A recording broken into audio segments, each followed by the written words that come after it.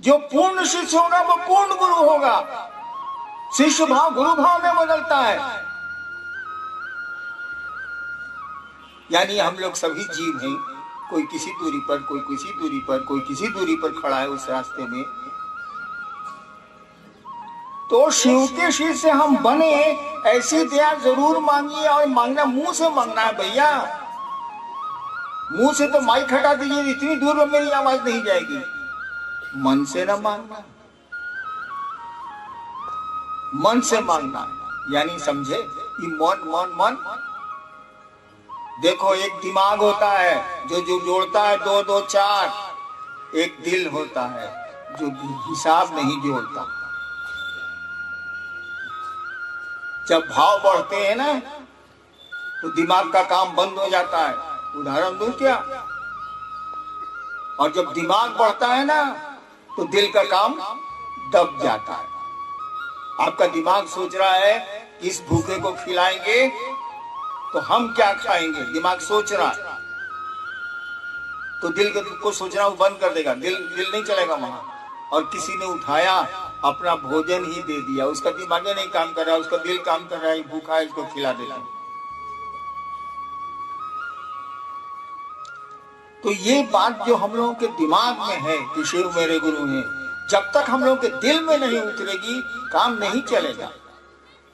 और दिमाग से कोई बात दिल में उतरती है। हम लोगों को दया मांगनी चाहिए उस महादेव से कि हम लोग शिष्य बन जाएं। बाकी चीज के लिए दया मांगी ना, आपको कौन रोकता है भाई, मांगे कीजिएगा। लेकिन इस काम के लिए मांगिए जो मूल काम था, हम आप भूल गए, भूलते जा रहे हैं हम। आपको हमको उनसे दया मांगनी चाहिए कि हम आपके शिष्य बने। और बाकी चीज के लिए तो मांगते ही मांगते हैं। और मेरी आपसे प्रार्थना है, मेरा आपसे अनुनय है, मैं पांव पकड़ के आपको कह सकता हूं, कहता हूं, बल्कि सुनिए कि क्षेत्र के लोग मत बनिए। काम क्षेत्र में जरूर करिए, लेकिन क्षेत्र के लोगों को शिव से जोड़िए। काहे अपने से जोड़ते हो बाबू? बड़ी खराब इसका रिजल्ट आएगा। और नहीं आएगा तो कहिए हम दिखा सकते हैं। देखते हैं क्या सवाल।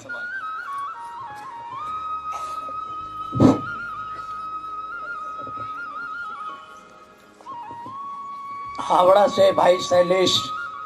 मनुष्य का सहज गुण है प्रेम, शिव गुरु से एक में को हो जाए, ऐसी दया कर समझाएं।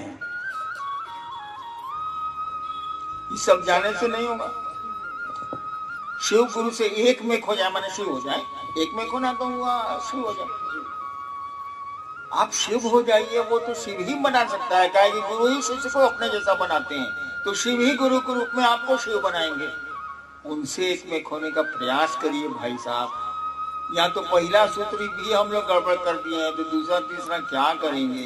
दया मांगनी अपनी शिष्यता के लिए, मांग रहे हैं पैसा रुपया गाड़ी ऐश्वर्य के लिए। अरे वो तो ऐसी चीज है, आज है कल नहीं रहेगी। हम आप भी आज हैं कल नहीं रहेंगे, शिव तो हमेशा रहेगा। नेक्स्ट।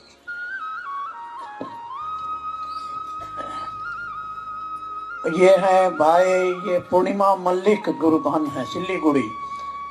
एक जगह आपने कहा है कि शिव की ओर जाने में हमारे कर्मफल बाधा डालते हैं, अच्छाई भी आवेगा वह भी रोकता है, कैसे?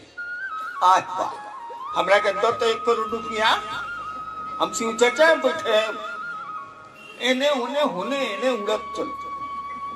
देखो अच्छाई भी तो आपको बाधा दी कि नहीं? खूब पैसा किसी के पास हो जाए अचानक तो शिव का काम करेगा, वो महादेव करेंगे कि पूरी प्लानिंग बनाए हुए इस पैसे को कैसे इन्वेस्ट करेंगे, नहीं करेगा। तो शिव चर्चा आध्यात्मिक मार्ग तो इसका रुका, ज्यादा कष्ट भी होगा तो रुकेगा। और जहां तक कर्म फल का सवाल है, कर्म बंधनों का सवाल है, इतना चिंता करिएगा ना तो न महाभारत होता, न राम जी का रावण से युद्ध होता,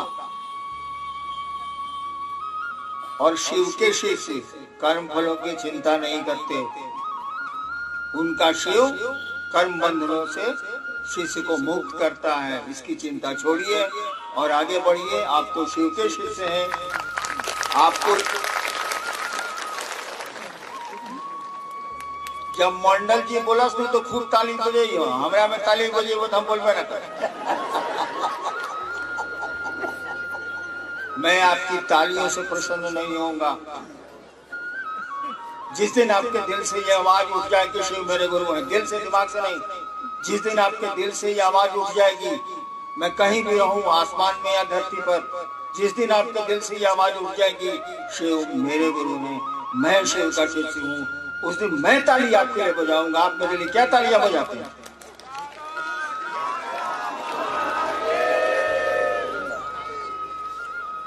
जी, ये कौन नगर हुगली से हैं भाई पवन। आपने शिष्यानुभूति में लिखा है केवल अस्थाई शिष्य भाव अनिवार्य है, लेकिन ये अस्थाई शिष्य भाव होगा कैसे? शिष्यानुभूति देखे हो, देखा ही होगा तुम लोग, पढ़े तो हो नहीं, बहुत कम आदमी पढ़ा होगा, देखा जरूर होगा। हमारे अलमारी में भी कम से कम 4000 किताब है, कुछ चोरी हो गई कुछ है, लेकिन है।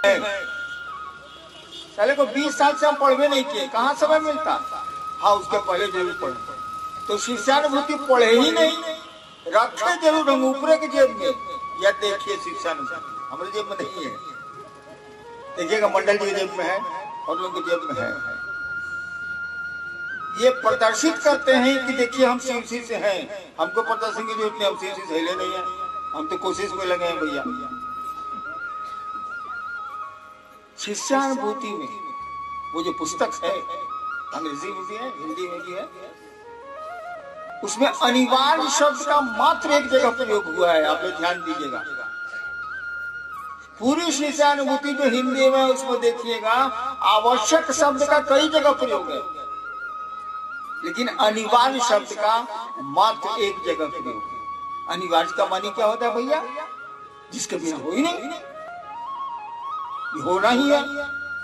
तो शिष्यानुभूति की मात्र एक पंक्ति है जिसमें अनिवार्य शब्द लिखा हुआ है, बाकी कहीं पूरी किताब में नहीं लिखा हुआ है। कौन सा है वो अनिवार्य शब्द? कहता है कि शिव का शिष्य होने के लिए, पूरा वाक्य तो हमको याद नहीं है, लेकिन भाव तो मालूम है। शिव का शिष्य होने के लिए केवल मन पूछते हैं, केवल शिव का शिष्य होने के लिए केवल अस्थाई शिष्य भाव अनिवार्य है, अनिवार्य है। और कहीं किसी पूरी किताब में अनिवार्य शब्द का प्रयोग नहीं हुआ है, अनिवार्य है।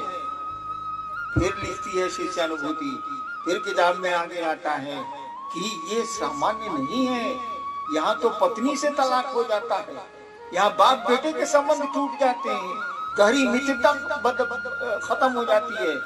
तो शिव से हमारा संबंध शिष्य के रूप में अस्थायी कैसे होगा?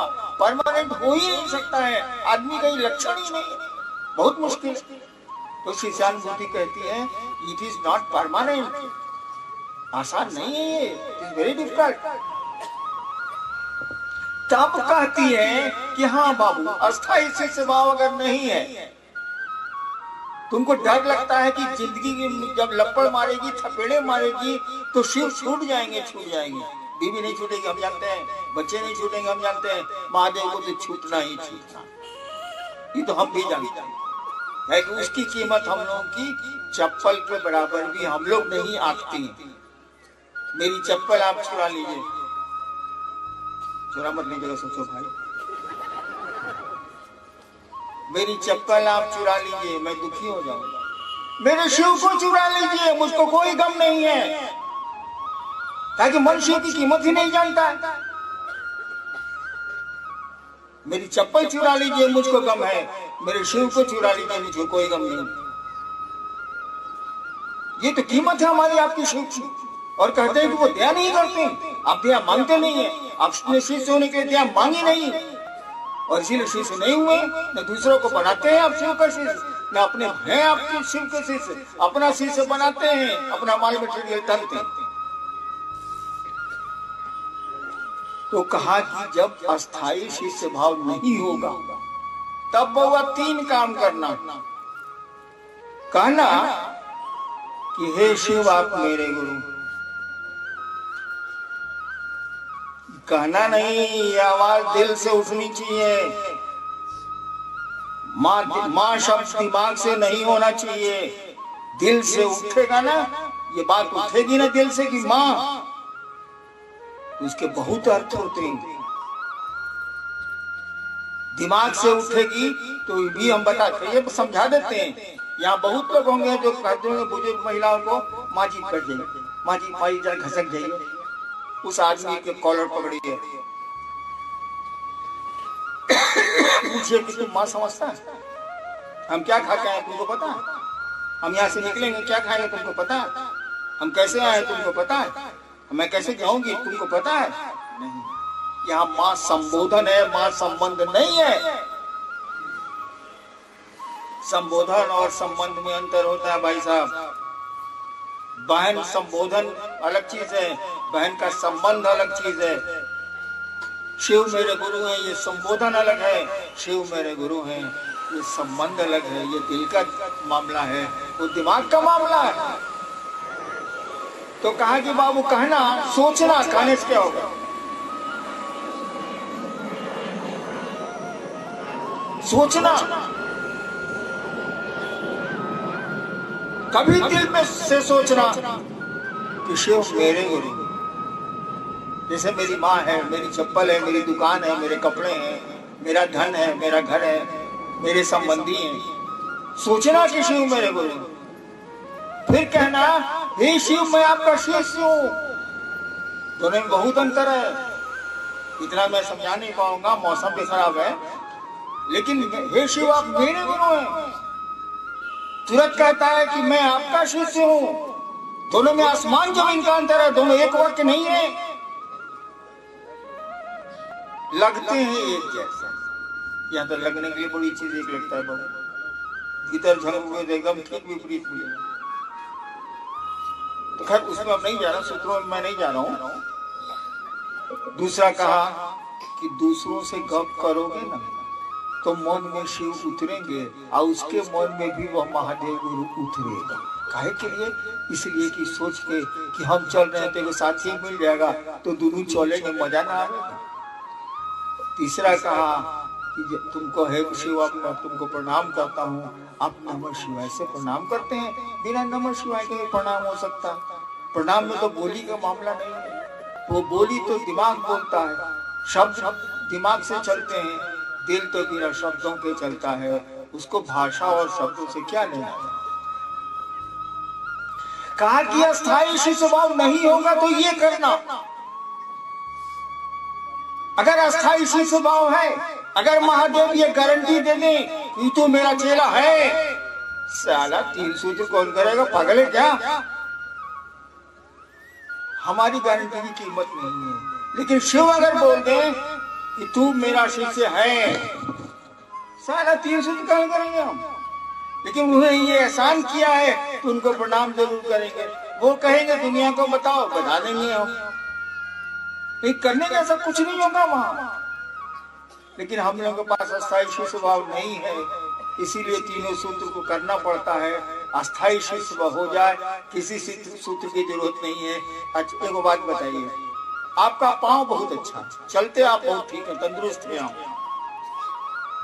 आपको बैसाखी की जरूरत है? कोई कहेगा लीजिए तो बैसाखी, कहेगा पगला है का, हम लग रहे हैं, ये अकेले कहिए। यानी पांव अगर ठीक हो तो बैसाखी बोझा है, पांव अगर खराब हो तो बैसाखी सहारा है। पांव अगर खराब हो, अभी देख लीजिए, अगर अन्नू बाबू नहीं रहते मेरे बड़े लड़के तो मैं चढ़ता कैसे? 2 आदमी पकड़ता। अब बाहर में कहता साहस पे तो हम धलिए कब चढ़ी थी। हाँ, इसलिए मैं दूसरे नहीं पकड़वाता हाथों से, खुश तो मनु होगा। क्या करूं मैं? मेरा हाथ धर लीजिएगा, बाहर जाए कहिएगा साहब का गोद धर लिए रे। चल चल को रसगुल्ला खिला। यही साले करते, शिव से तो जोड़ेंगे नहीं। रसगुल्ला से अपने को जोड़े हुए, आराम से अपने को जोड़े हुए, पैसा से अपने को जोड़े हुए, अन्य चीजों से जोड़े हुए। अरे जोड़ नहीं यार, अपने को तुम सब जोड़, लेकिन शिव से तो जोड़ लो उनको, कुछ हल्का तो नहीं करेंगे। तो अस्थायी शिष्य भाव ही अनिवार्य है, बाकी चीजें अस्थायी शिष्य भाव के लिए जरूरी है, उसको करिए। जी ऐसा नहीं है, उधर सेलम में आपके इसमें नहीं, ये एक जिज्ञासा अभी साथ में नहीं है, इनके बूढ़े हो गए, 86 साल के हैं, कागज में हाथ से गिर जाता है। लेकिन मैंने एक दिन कहा कि मैंने महादेव को 2-3 साल पहले कहा है, अभी भी कहता हूँ कि मेरा काम खत्म है, मुझको बैक करिए। कि तुरंत बोले हम 120 साल रहेंगे। ससुरा कागज गिर रहा है, कहता है कि 120 साल रहेंगे।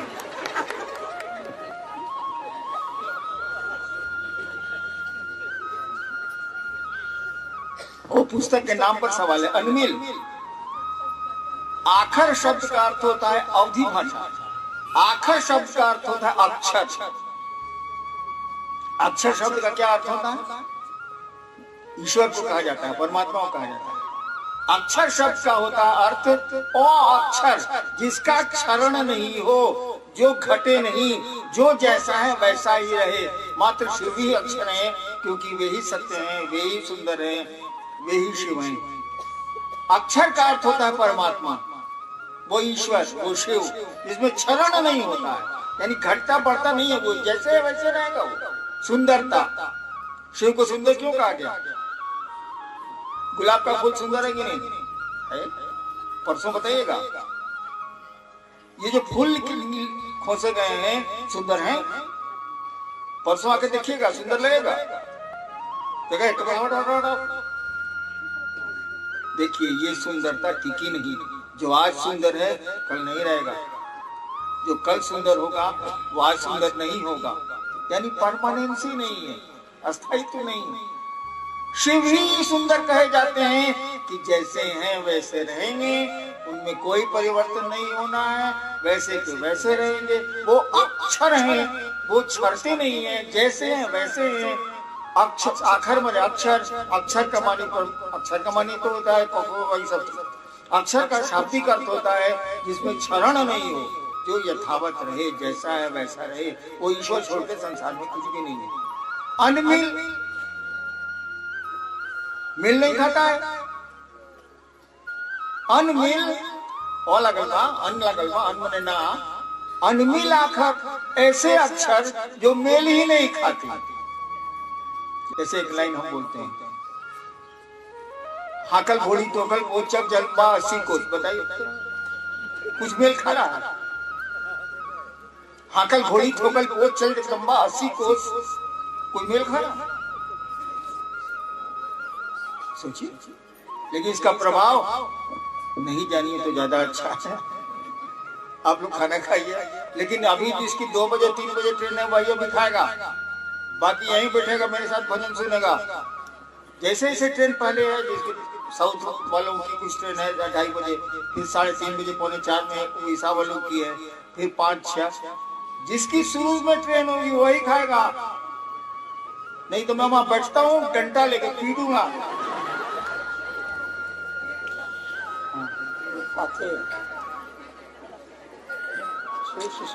अब देखिए जिज्ञासा हो रही है, सवाल आया है, शिव शिष्यता का पाथेय क्या है? पाथेय मैंने पूछते हैं खाना, रास्ता का खाना। अरे कहीं चलते हैं तो लिट्टी उट्टी सब रखते हैं ना, टिकरी, उसको बोलते हैं पाथेय हिंदी में, यानी पथ में, रास्ते में जो आपको भोजन है उसको पाथेय बोलते हैं। शिव शिष्यता का पाथेय माने शिव के रास्ते में चलने पर भूख लगेगी या हम तो परेशान होंगे तो कौन सी जीवन देगी, संजीवनी का काम करेगी, ताकत देगी। यही सवाल है कि शिव शिष्यता का पाथेय क्या है। शिव शिष्यता का पाथेय हमारी आपकी शिष्यता है, और पाथेय होगा कि उस गुरु से हम सभी मिलकर प्रार्थना करें, मानसिक संप्रेषण करें, मनी मन करें कि आप मेरे गुरु हो जाइए और हम आपके शिष्य के रूप में लगे जगे रहें। आप इतनी कृपा कर दीजिए और हिदायत पर भी कीजिए, और जितने लोग खड़े हैं बैठे हैं सब पर करिए। मैं महादेव से यही प्रार्थना करता हूँ कि वो आपके गुरु हो जाएं, आप उनके शिष्य हो जाइए। आइए चलें जरा सा शिव की ओर। प्रणाम।